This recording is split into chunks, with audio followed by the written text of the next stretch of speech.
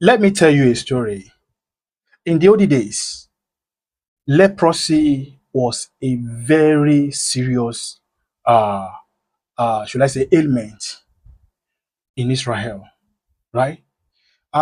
Those who had the illness had to stay at the outskirts of town, at the outskirts of the city.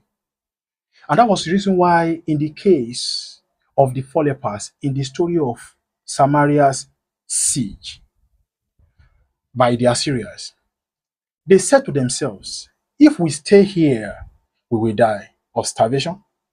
If we go to town or to the city, we will be stoned to death because that was the rule then.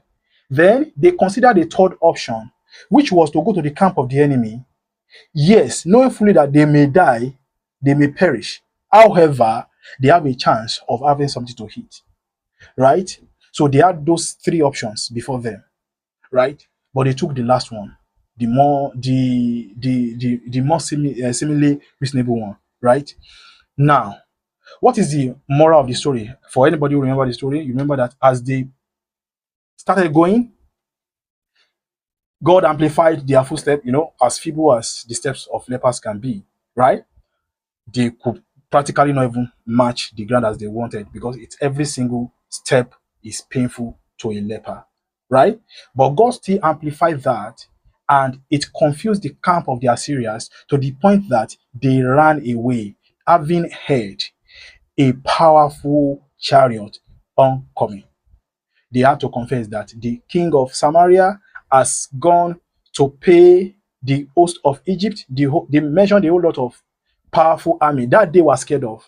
That was what God used in pursuing them. Just the footstep of four lepers. Let me shock you. The issue of Nigeria has gotten to that level, right? A whole lot of things God wants to do in this generation, but He's waiting for those who are bold enough.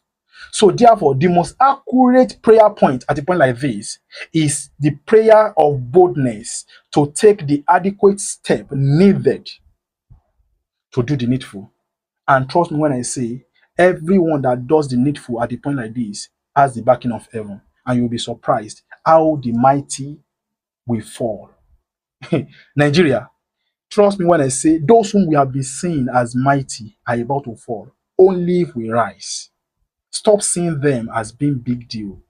Just be like those lepers and say, if I die, I die. If I perish, I perish. At the end of the day, most of the time, when you sell your when you don't hold on to your life, you gain it. But those who hold on to their life lose it. I don't know if you're aware of that. I hope that makes sense to you. Thank you very much.